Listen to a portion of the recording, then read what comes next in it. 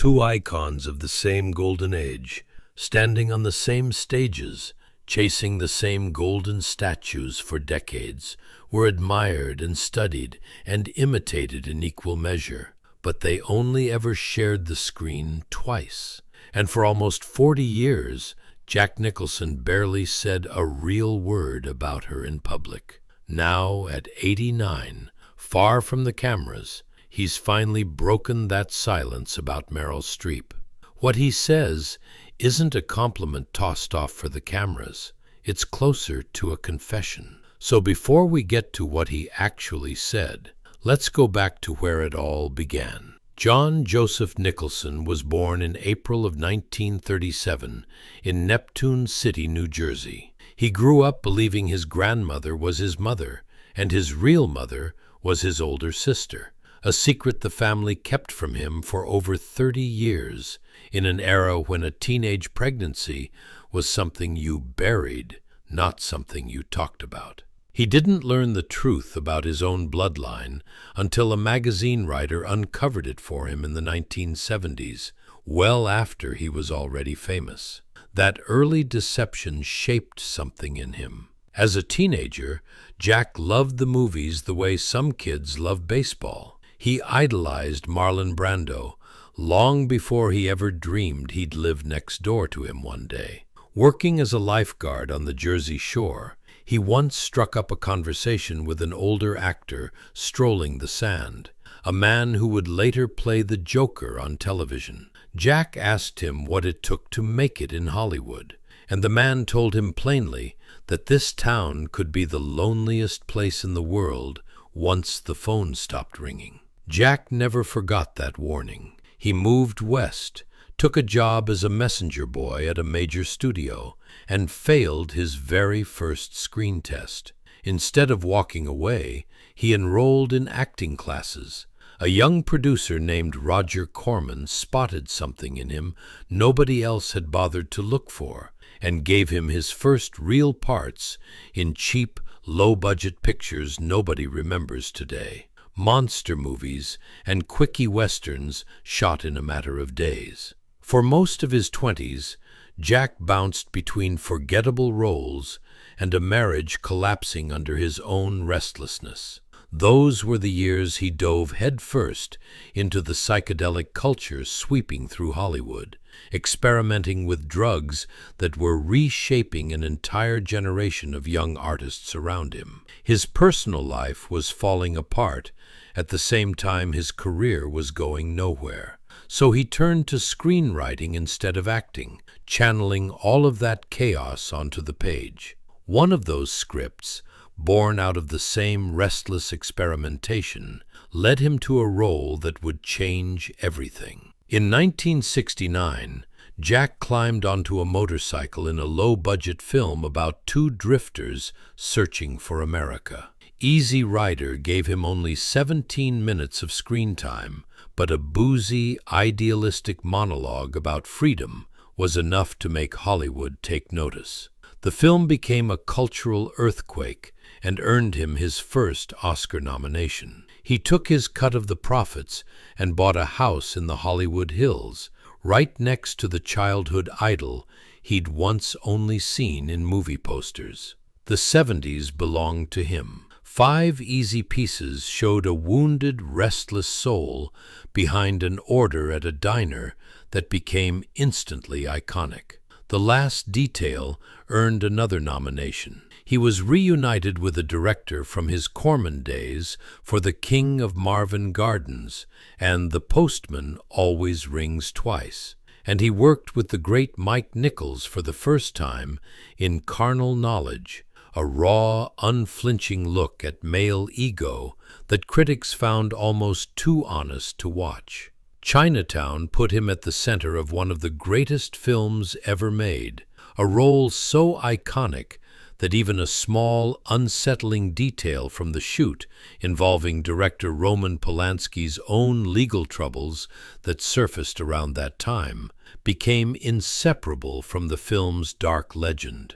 He earned an Oscar nomination for The Last Detail, another for Reds a few years later, and somewhere in between, he even appeared in the ensemble drama for a rock opera based on The Who's music, a strange, memorable detour most fans forget he ever took. But nothing compared to what came next.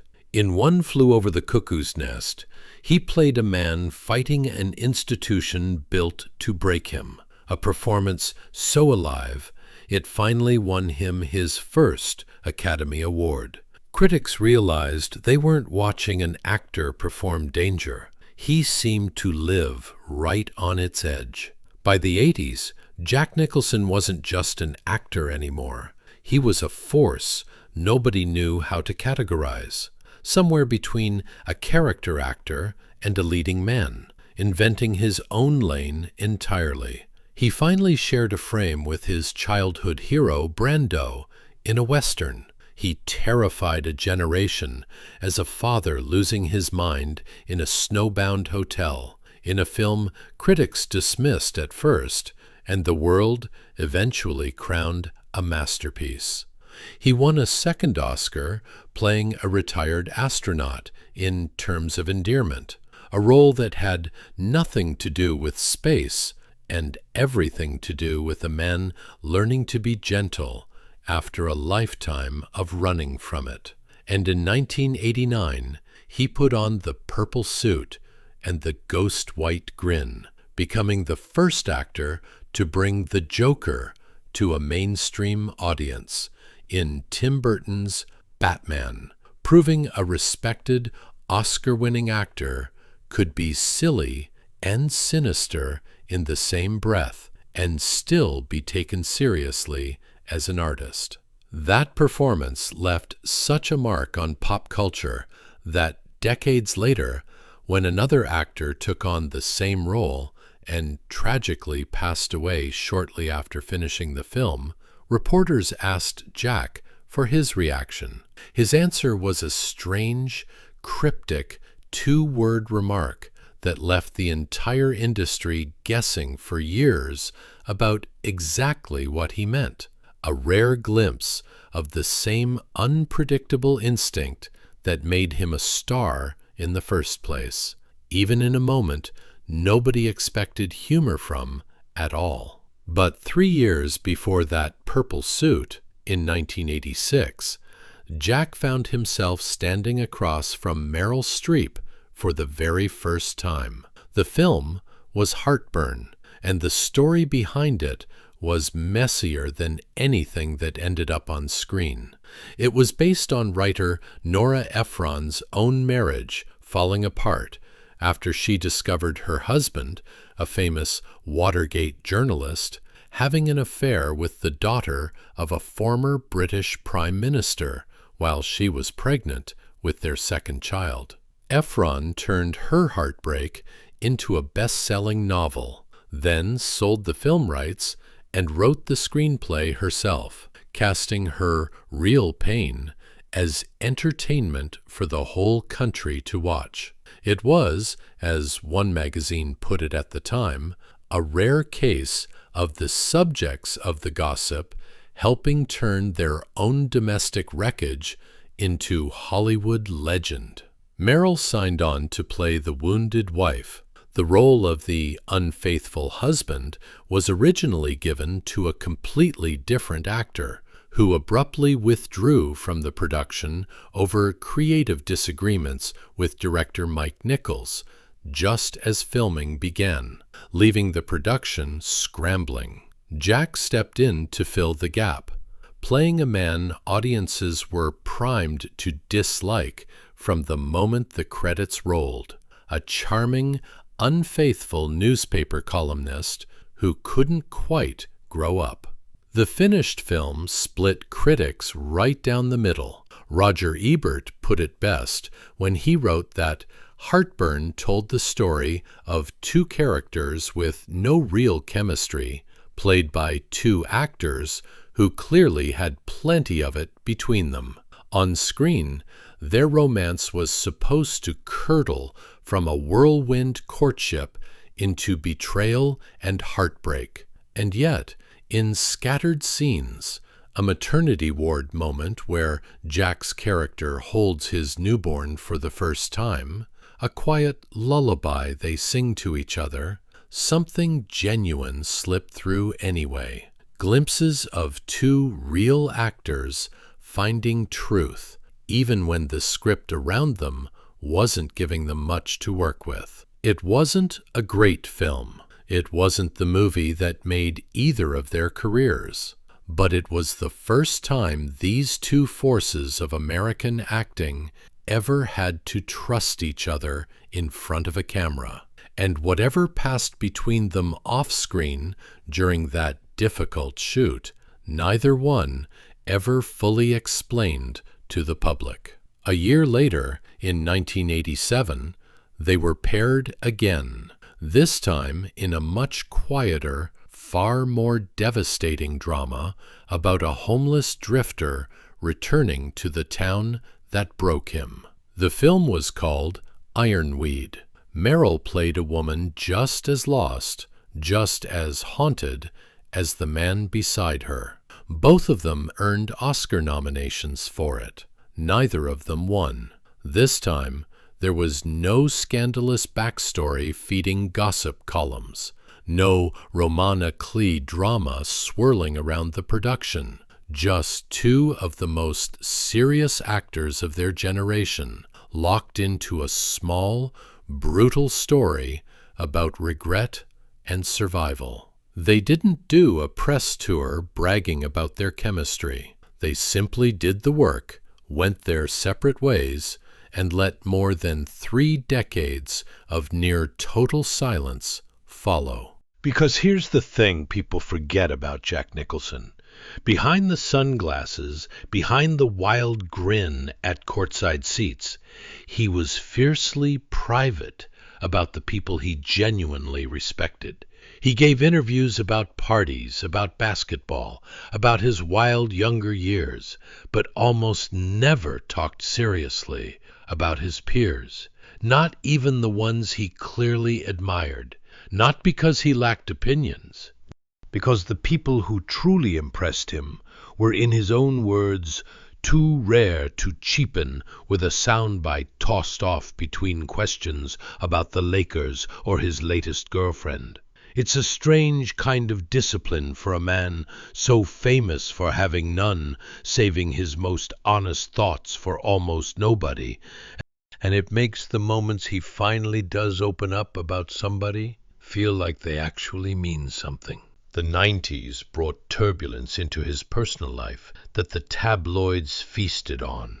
Jack had been raising 2 young children with Rebecca Broussard, a relationship that started while he was still involved with longtime partner Angelica Houston. When Broussard became pregnant, Houston walked away after 17 years together, a devastating end to one of Hollywood's longest unmarried partnerships. Jack and Rebecca never married, and their relationship unraveled by 1994, right in the middle of a difficult film shoot, where people close to the production noticed him distracted, worn down, carrying something heavier than a script. When reporters eventually asked him about the split, Jack didn't dodge it the way most stars do. He admitted plainly that being left behind was one of the hardest lessons a person could learn, that it felt like abandonment, no matter how you dressed it up. He said he was still in love with every woman he had ever loved, a line that sounded flippant on the surface, but revealed a man who never stopped feeling things deeply, even when the world only wanted to see him as the untouchable rebel on screen. This is the part of Jack Nicholson that rarely made the highlight reels. The tabloids wanted the wild man with a different woman on his arm every year, the courtside grin, the sunglasses at midnight. What they missed was a father who stayed close to his children, and an actor who reserved his deepest respect for a tiny handful of people who could actually meet him where he lived inside the work itself. It's worth remembering that too, before judging a man only by the messiest headlines written about his private life. He kept climbing anyway, He picked up nominations for Prizzi's Honor, and Ironweed's follow-up era of prestige dramas made audiences howl in Witches of Eastwick, and delivered one of his most quoted lines ever in A Few Good Men, a courtroom standoff that's been imitated in living rooms for 30 years. A third Oscar for As Good as It Gets followed, along with a joke that he now had a golden statue for every decade of his career. A hit comedy with Adam Sandler came next, then an aging Casanova opposite Diane Keaton, then finally, in 2006, a long overdue collaboration with Martin Scorsese in The Departed. And in About Schmidt, in his 60s, he stripped away every ounce of his trademark swagger to play a broken, ordinary man, proving there was always more underneath the grin than the tabloids ever gave him credit for. Meanwhile, on the other side of the industry, Meryl Streep was climbing her own separate mountain, where Jack built his legend on instinct, on chasing a truth the camera could catch. Unrehearsed Meryl built hers on precision, mastering accents and disappearing into real historical figures, scene by painstaking scene. Two completely opposite philosophies of acting, born from two completely different lives, and yet that contrast is exactly what made both of them greater. Jack's wildness needed someone as disciplined as Meryl to prove it wasn't just charisma, that it could hold up scene for scene against total control. And Meryl's precision needed someone as unpredictable as Jack to prove it wasn't cold, that it could still catch fire next to pure instinct. Neither one ever tried to become the other. They simply stood on opposite ends of the same craft and made each other look exactly what they were, the two best actors of their generation. By 2010, Jack Nicholson quietly stepped away from the movies. He told people close to him that he'd achieved everything he set out to achieve, that he didn't need to work until the day he died, the way some actors do, and that he was tired of a red carpet circus he'd never really enjoyed in the first place, admitting he hadn't sat for a real talk show appearance since the 70s. Rumors swirled for years that failing health had forced him out. Jack pushed back directly, insisting he felt better than ever and had simply lost his appetite for the industry's games. He wasn't hiding from illness, he was hiding from a version of fame he'd grown to resent, choosing courtside seats at Lakers games over one more premiere. And in that quiet retirement, something shifted. The man who spent a career deflecting serious questions with a grin finally started answering a few of the important ones honestly. That's when Meryl Streep's name came up again. According to people close to him, Jack finally opened up about what those two films, all those decades apart, actually meant to him. He said that out of every co-star he'd ever stood across from, only one of them ever made him raise his own game twice. Once in a messy, scandal-soaked comedy nobody expected much from, and once in a quiet drama nobody else wanted to make. He admitted that watching her build a character brick by brick while he was still improvising with whatever wood was lying around never once made him feel threatened. It made him grateful. Think about what that admission actually costs a man like Jack Nicholson. This is someone with 21 Oscar nominations spread across 5 different decades, a resume most actors would trade anything to have a tenth of. He built that entire resume on instinct, on refusing to plan too far ahead, on trusting that the camera would catch something true if he just let himself go wherever the scene took him. For a career built that completely on not needing anyone else's method, admitting that someone else's discipline quietly raised his own ceiling, is not a small thing. It's the kind of thing you only say once you've stopped needing to protect your own legend. And that's really the heart of it. Jack and Meryl were never trying to be the same kind of actor, and that's exactly why standing next to each other made them both look sharper. His wildness needed her control sitting right beside it to prove it wasn't just charm, that it could hold its own scene for scene against total discipline. Her precision needed his unpredictability sitting right beside it to prove it wasn't cold, that it could still catch fire, next to pure instinct instead of just technical perfection. Two opposite philosophies of acting, born out of two completely different lives. A restless kid from the Jersey Shore who taught himself everything through Roger Corman monster movies, and a trained, meticulous performer who studied opera as a child. Neither one ever tried to talk the other into becoming something they weren't. They simply stood on opposite ends of the same craft, twice 30 years apart, and let the contrast do the work neither of them needed words for. Jack Nicholson didn't need 40 years of interviews to prove what he thought of Meryl Streep. He needed 2 films, decades apart, a scandal-drenched comedy and a quiet tragedy nobody remembers, and a lifetime of choosing not to cheapen either one with easy words.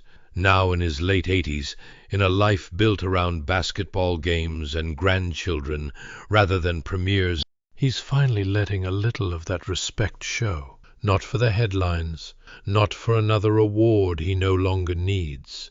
Just because after everything he's lived through, some things are still worth saying out loud before it's too late to say them at all. If this look behind the legend of Jack Nicholson moved you, give this video a like and subscribe to the channel. There are so many more stories buried underneath the sunglasses and the courtside grin than the tabloids ever bothered to tell. And we'll keep pulling back the curtain on the real people behind Hollywood's golden era, because the truths behind our icons deserve to be remembered, not just their headlines.